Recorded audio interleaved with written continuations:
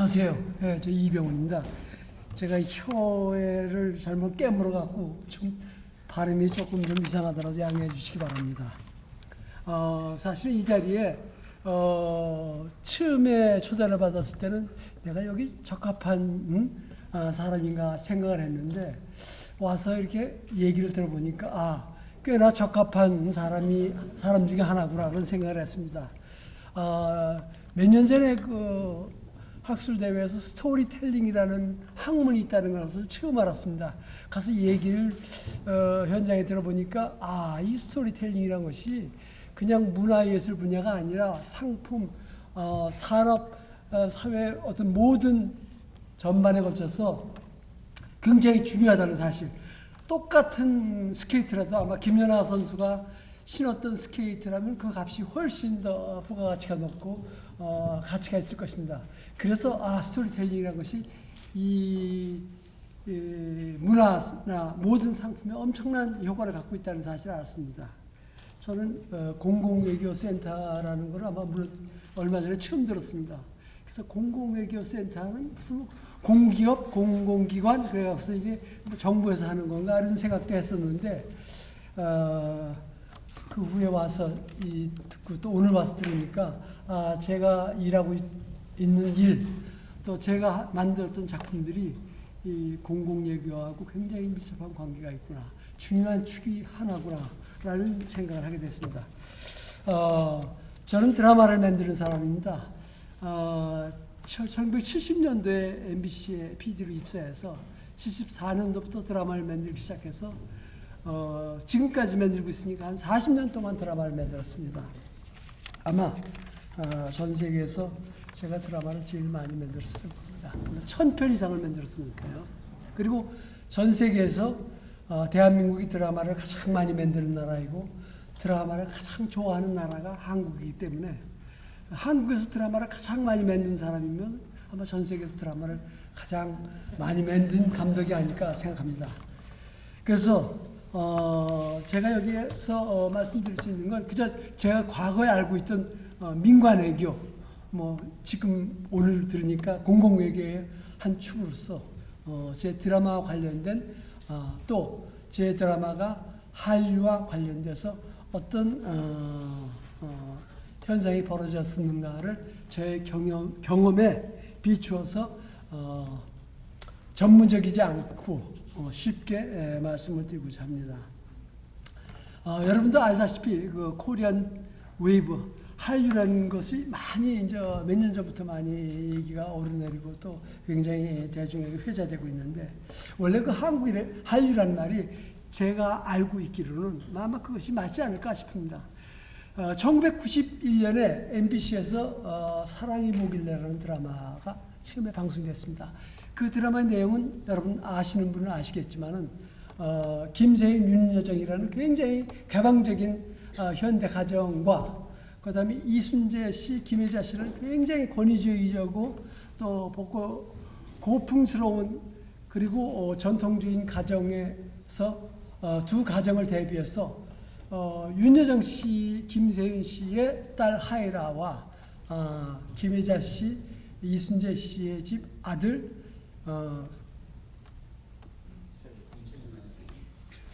최민수 씨.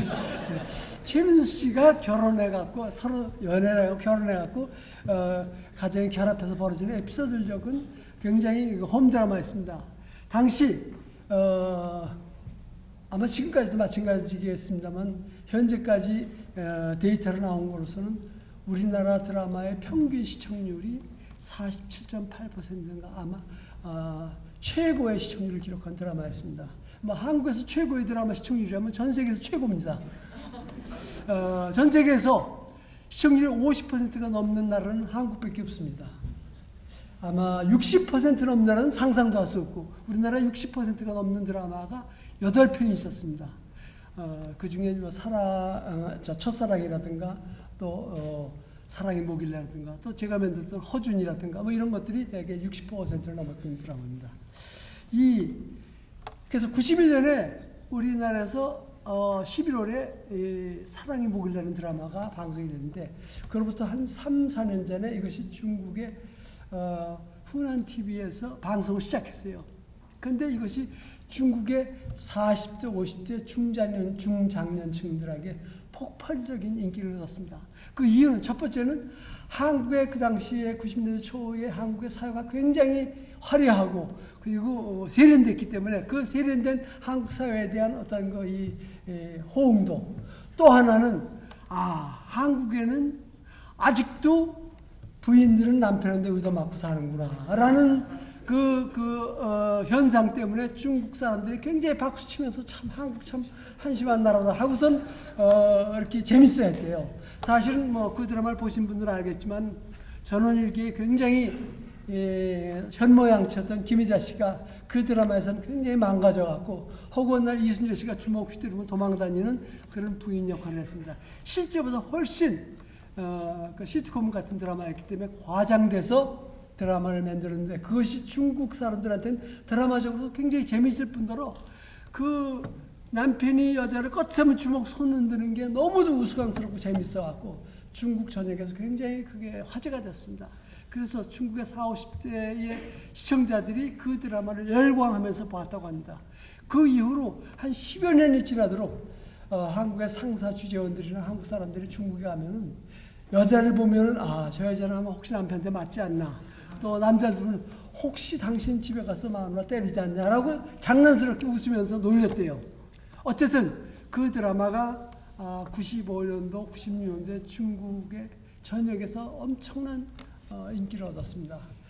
그 다음에 93년도에 MBC에서 별은 내 가슴에라는 드라마를 했는데 그때 안재욱이라는 배우하고 죽은 최진실이라는 배우가 소위 압구정동 오렌지족에 관한 드라마 내용이 방송이 됐습니다. 이것이 중국의 10대, 20대 젊은이들한테 열광적인 호응을 받았습니다.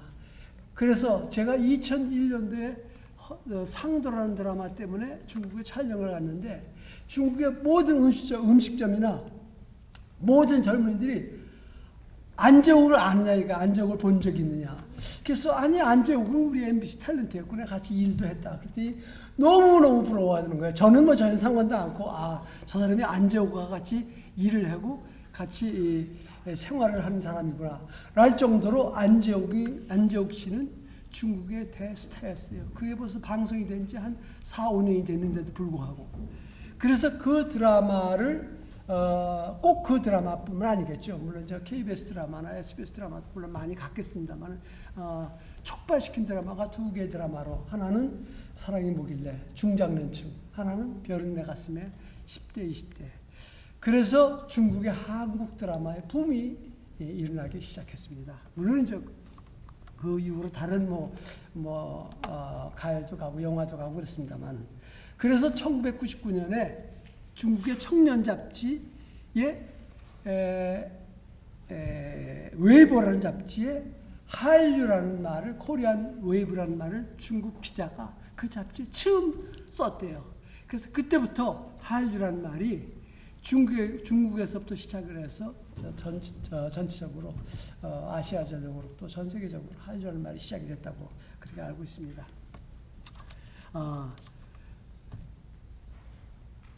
90년대 후반에 한류가 시작을 해서 중국에서부터 중화권부터 출발을 해서 아시아적으로 퍼지기 시작했는데, 아시아적에서 특별히 한국과 특별한 인연을 맺은 나라가 일본입니다. 일본은 한국과 요새 아베 외교 때문에 굉장히 논란이 되어 있고요. 한국과 굉장히 한일 간의 감정이 좋지 않은데 전에도 항상 이제 한국과 일본 간 관계라는 서로 간의 어떤 과거의 역사 문제 때문에 그런 문제가 많이 있었습니다. 그래서 2000년대 초까지만 해도 아시아의 동남아시아 국가들에게는 한국의 드라마나 한국의 가요 이런 영화들이 많이 됐음에도 불구하고 일본에는 큰 영향을 미치지 못했어요. 그것이 2002년, 2003년도에 KBS의 겨울양가라는 드라마가 일본의 중국처럼 40, 50대 특히 여성 시청자들에게 폭발적인 인기를 얻기 시작했어요. 그리고 그 다음에 2004년도에 한국의 대장금이라는 드라마가 일본 NHK에서 아시아 드라마 사상 최초의 역사극이 일본 NHK에 전파를 타기 시작했어요. 그래서 겨울연가가 일본에서 시청률 한 20%였고, 그 다음에 대장금이 한 18%에서 19%의 시청률을 얻었어요. 여러분도 잘 아시겠지만 일본에서는 시청률이 20%면 대개 1등 드라마예요. 지금 일본의 최고 인기 드라마가 군사가베라는 NHK 대하 드라마인데 그 시청률이 지금 17%예요. 일본은 보통 한 그 해 1등 드라마가 한 20%만 넘으면 대개 1등 드라마가 돼요. 물론 작년에는 뭐 한자오작기라는 거 아니면 그 전에 가정부 미터라고 특별하게 시청률이 40%가 올라간 적이 있습니다. 거의 대부분이 그렇습니다. 그런데 이 겨울연가가 시청률 20%였고 대장금이 18, 19였으면 엄청난 그 시청률이었습니다. 그 이후로 일본의 한국 드라마가 붐이 일어나기 시작했습니다. 제가 99년대 허준이라는 드라마를 해갖고 작년에 마이라는 드라마까지 한 7개를 한 10여 년 동안 했는데 그 드라마가 다 일본에서 방송이 되고 재방송이 되고 그랬습니다. 물론 대장금 때문에 제가 홍콩도 갔고 대만도 가서 이렇게 이제 시청자들하고 만나기도 했습니다만 뭐 중국하고 중화권하고 원래 우리 대한민국하고는 관계가 좋기 때문에 가서 늘 환영을 받고 늘 칭찬을 받고 그런 것은 특별한 상황이 되질 않았어요.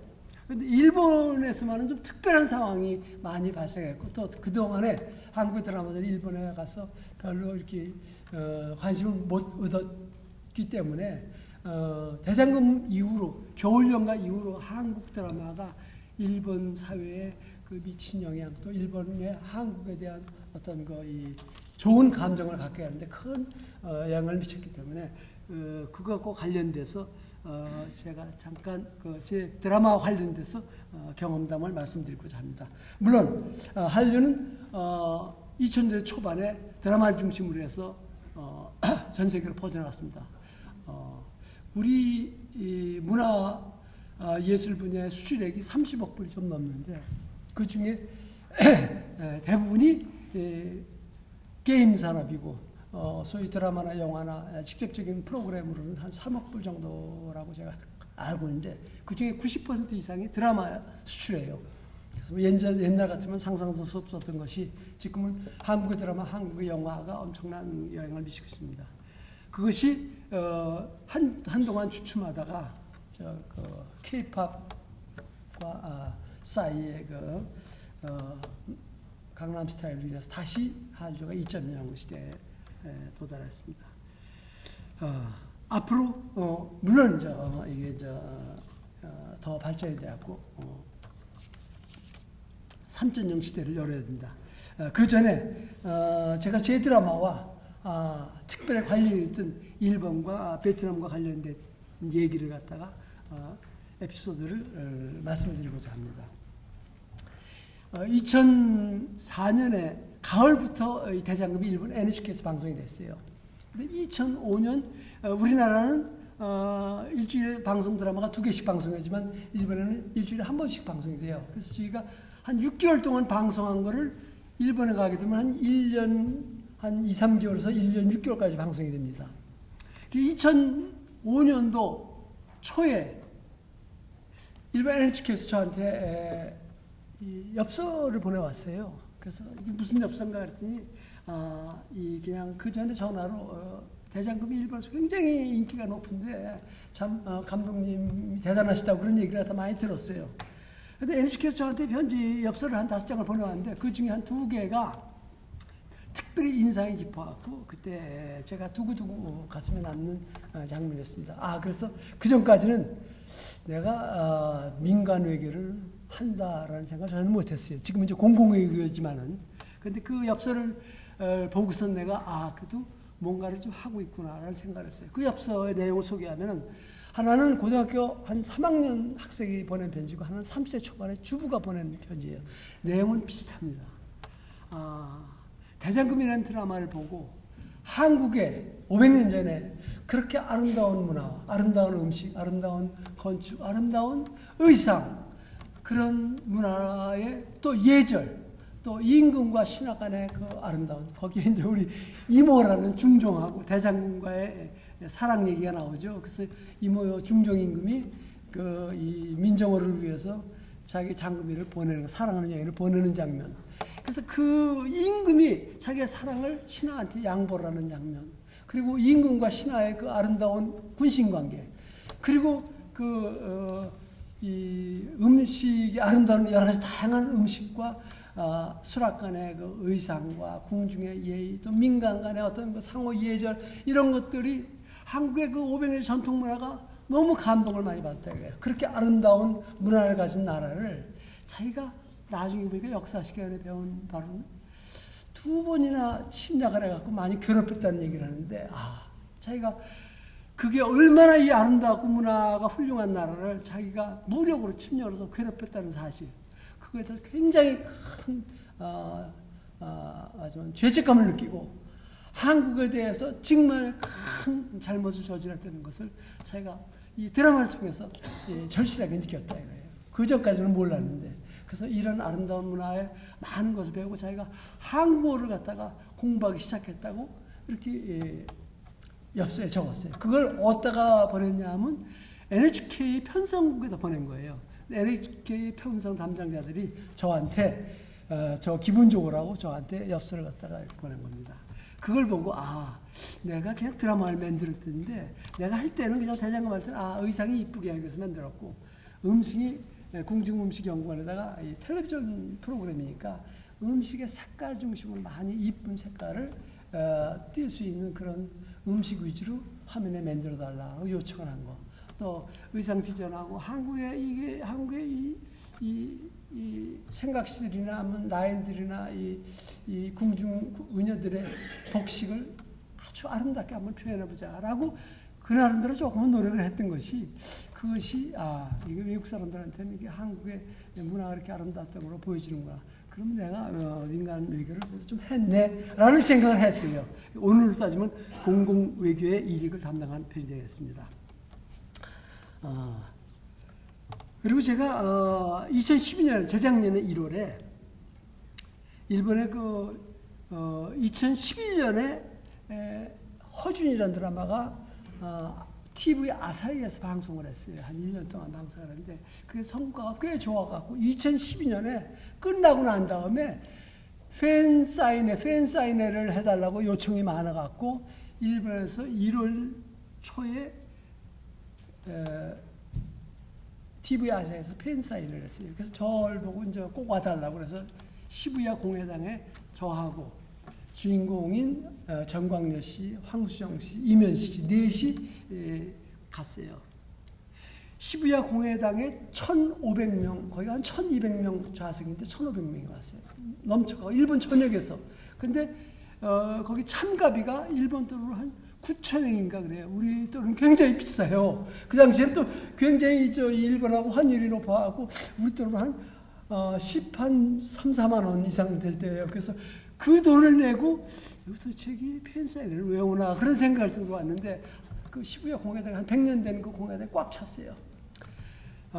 그런데 그 여러 가지 이제 뭐 얘기도 하고 제가 거기서 이제 제가 대장군에 얽힌 얘기도 하고 허준과 관련된 얘기도 하고, 그리고 이제 끝나고 사진을 찍는데 4명 놓고 한 30명씩 1시간 반 동안 와서 번개같이 찍고 가고 이제 그 사람들은 그 참가자들은 와서 허준이라는 드라마의 중요 주인공들 같이 사진 찍는 게 기념 중에 하나니까.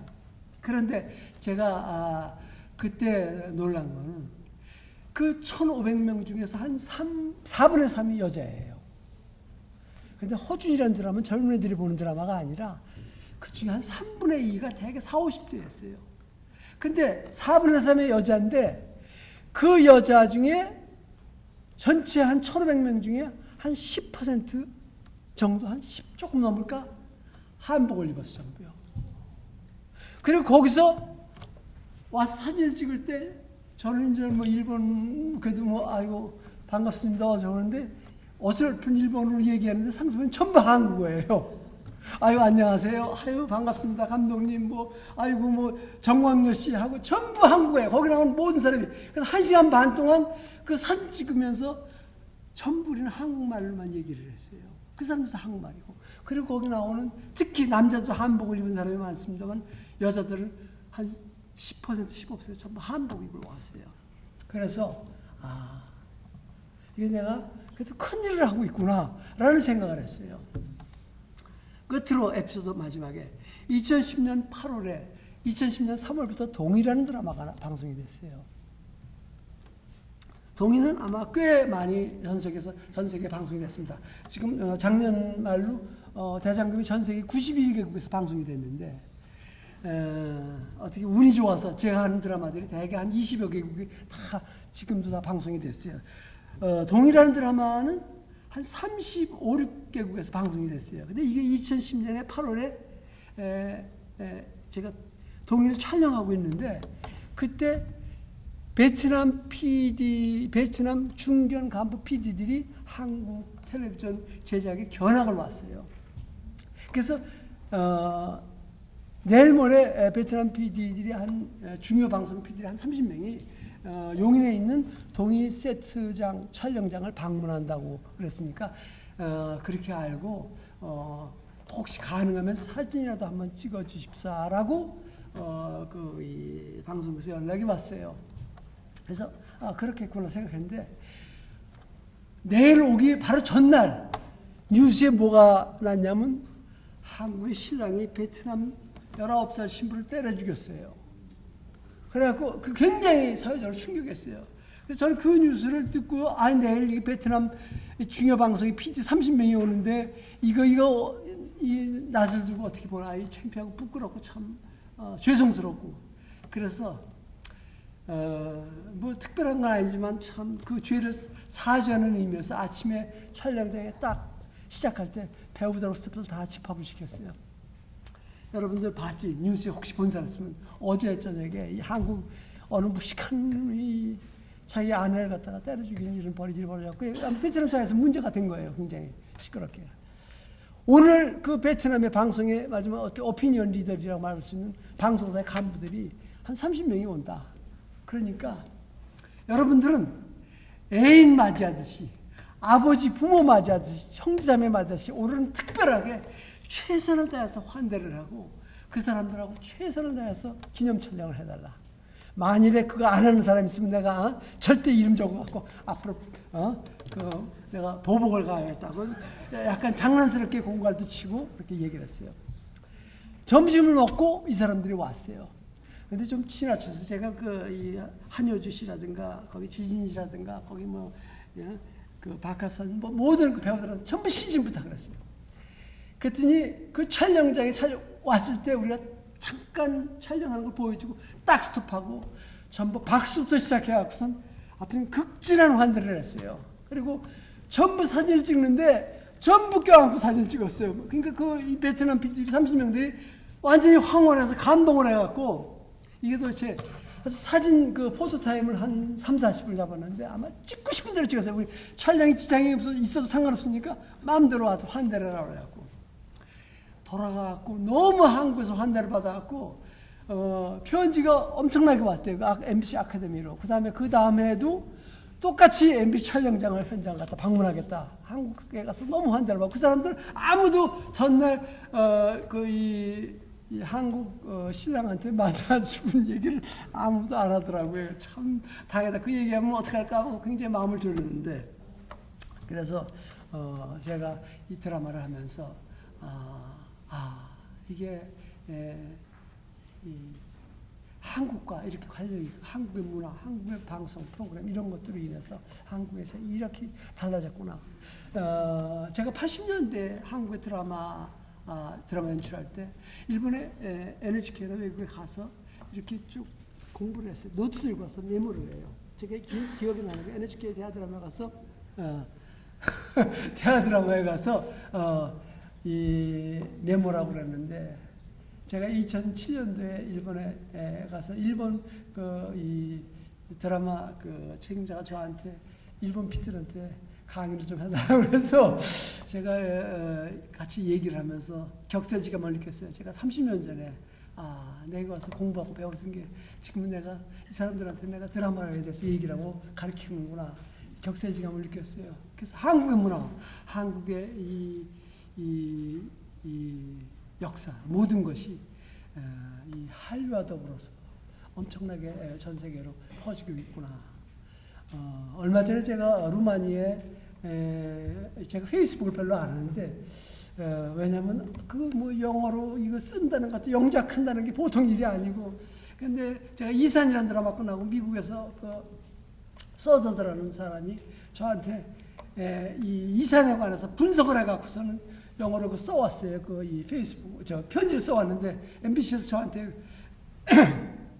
그걸 보내와서 제가 그걸 보고선 답장을 해줬어요. 열심히 영작을 해서 답장을 해줬는데 그 다음부터는 그냥 창문으로 이게 오는 거예요. 그래서 이제 저 페이스북으로 그래서 헛수없이 그냥 그걸 한 지금까지 한 10대 번 하면서 그 페이스북으로 그 올 때마다 이게 그냥 긴장을 하고 이거 큰일 났구나. 덜컹덜컹. 그러더니 한 작년부터는 루마니아에 웬 여학생이 저한테 페이스북으로 또 제 주소도 모르다 들어왔어요.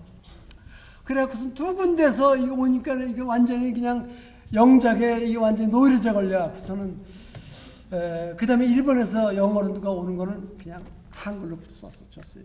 그랬더니 그걸 또 이 한글 번역기를 해갖고 다 볼 수 있다고 그러더라고요. 어쨌든 이 제가 만든 드라마가 우연히 이 시대의 어떤 흐름에 어떻게 우연히 맞아 떨어져갖고 많은 사람들이 전 세계 많은 사람들이 제 드라마를 보고 또 한국의 드라마, 한국의 문화에 대해서 관심을 갖게 되었고 이것이 어느 면에서는 앞으로 아까 우리 저 외교부의 국장님께서 말씀하셨지만 새로운 한류의 새로운 그야말로 3.0 시대를 열어갖고 이것이 10년이 아니라 20년, 30년, 100년까지 이어지도록 하면 아마 한국은 문화 강국뿐만 아니라 모든 면에서 전 세계에서 부끄럽지 않은 자랑스러운 한국이 되지 않을까. 그런 면에서 우리들의 모든 행동, 특히 이제 대중문화의 매체에 서 있는 모든 한국의 출연자들, 모든 연예인들, 문화에 종사하는 사람들이 자신의 얘기, 자신의 행동, 또는 텔레비전에 나오는 하나의 이 연기라든가 아니면 인터뷰 하나하나가 전 세계 모든 사람들이 보고 있다는 사실, 이런 문제에 그야말로 모두가 공공외교를 담당하고 있는 사람들이 아닐까 그런 생각을 합니다. 감사합니다.